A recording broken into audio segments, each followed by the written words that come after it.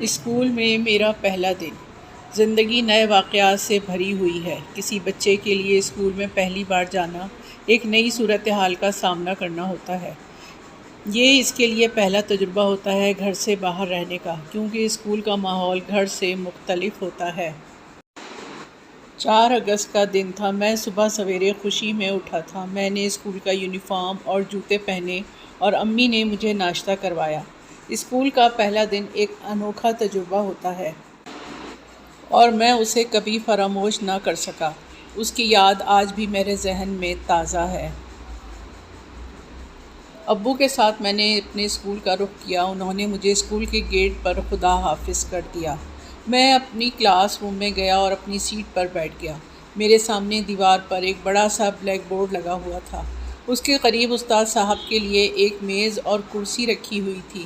چند منٹ گزرے ہی تھے کہ ہماری کلاس ٹیچر تشریف لے آئے۔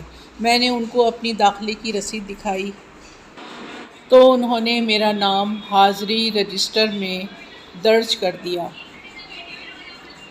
ہر گھنٹے کے بعد دوسرے استاد آ جاتے تھے اور پہلا دن صرف باتوں ہی میں گزر گیا۔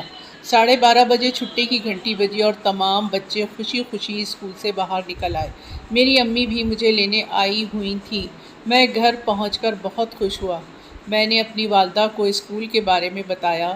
مجھے اسکول بہت پسند آیا تھا۔ یہ میری تیسری جماعت کے داخلے کے وقت کی بات ہے۔ کیونکہ نرسری میں جب داخلہ ہوا تھا تو مجھے اس وقت کا کچھ یاد نہیں۔